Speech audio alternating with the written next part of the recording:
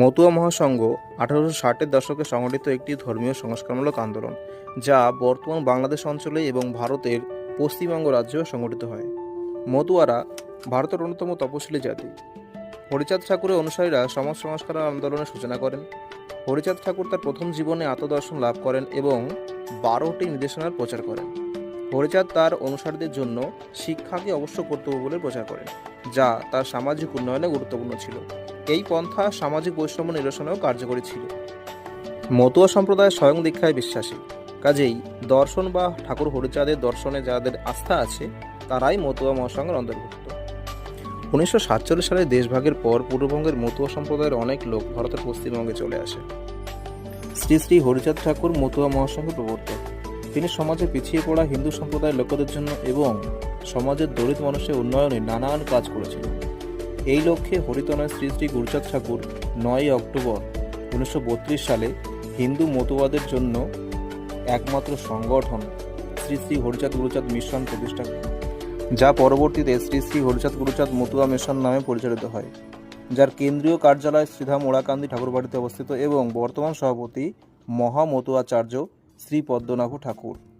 শ্রী শ্রী হরিচাঁদ ঠাকুর 1812 খ্রিস্টাব্দের 13 মার্চ অবিভক্ত ভারতবর্ষ তথা পূর্ব বাংলার বর্তমান বাংলাদেশের গোপালগঞ্জ জেলার কাশিয়ানী থানার অন্তর্গত ওড়াকান্দির পার্শ্ববর্তী শাপলাডাঙ্গা গ্রামে এক বৈষ্ণব পরিবারে জন্মগ্রহণ করেছিলেন। তার মাতা পিতার নাম অন্নপূর্ণা বৈরাগী ও যশবন্ত বৈরাগী। শ্রী শ্রী হরিলামৃত অনুসারে তার পূর্বপুরুষের আদিবাসী ছিল লাহার দেশে। তার প্রতিষ্ঠানিক শিক্ষা সেবা হয়নি, কিন্তু প্রেম ভক্তির কথা সহজ সরলভাবে প্রচার করতেন। বৈষ্ণব বাড়িতে জন্ম হওয়ার কারণে শাস্ত্র আলোচনার মাধ্যমে বিভিন্ন শাস্ত্রের সম্পর্কে জ্ঞান লাভ করেন। বিভিন্ন জায়গায় অবস্থান করার সুযোগে অভিজ্ঞতা লব্ধ জ্ঞান অর্জন করেছিলেন। তার প্রচলিত সাধন পদ্ধতিকে বলা হতো মতুয়াবাদ। তার 2 ছেলে গুরুচাঁদ ঠাকুর ও উমাচরণ ঠাকুর। শ্রী শ্রী গুরুচাঁদ ঠাকুর তার পিতা শ্রী শ্রী হরিচাঁদ ঠাকুরের মৃত্যুর পর মতুয়া বা সূক্ষ্ম সনাতন ধর্মের অনুসাধনে এবং শিক্ষার প্রসারে ব্রতী হয়েছিলেন। শ্রী শ্রী হরিচাঁদ ঠাকুরের জীবনে নিয়ে কবি রসরাজ তারকচন্দ্র সরকার শ্রী শ্রী হরিলামৃত নামক গ্রন্থটি রচনা করেন। শ্রী শ্রী হরিচাঁদ ঠাকুর একজন মহাপুরুষ হিসেবে অবতার, যা তার অনুসারীরা সকলে বিশ্বাস করেন এবং তাকে বলা হয় পতিত পাবন। তার ভক্তরা তাকে শ্রী চৈতন্যদেব এবং গৌতম বুদ্ধের যৌথ অবতার বলে মনে করে।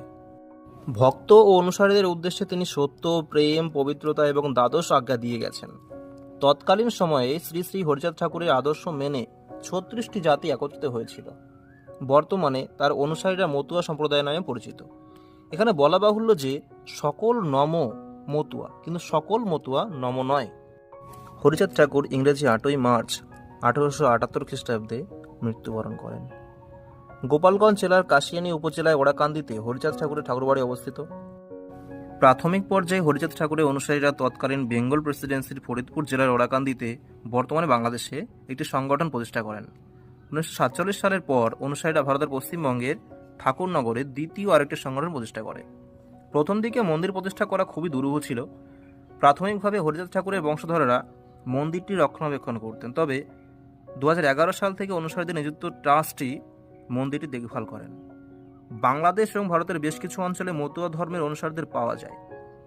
কিছু স্থানে তাদের প্রার্থনার জন্য মন্দিরও স্থাপন করেছেন।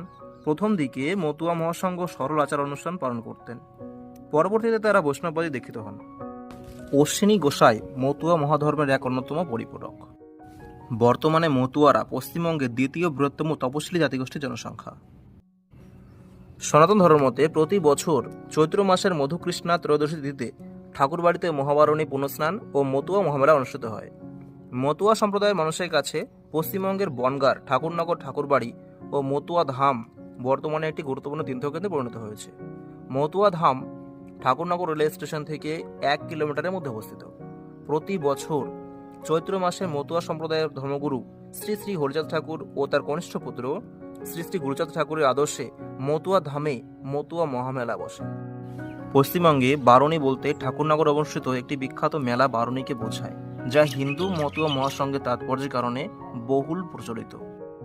হরিচাঁদ ঠাকুরের প্রপৌত্র প্রমথরঞ্জন ঠাকুরের নামানুসারে গ্রামটির নামকরণ করা হয়েছে এবং ধর্ম সম্মেলনের প্রতি ঠাকুরদের গুরুত্বের কারণে এটিকে মতুয়াদের মক্কা হিসেবে বিবেচনা করা হয়।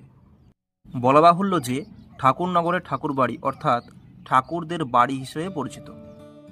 ধর্ম সম্মেলনের উপর ভিত্তি করে এখানে বহু লোক ফুল নিয়ে আসেন।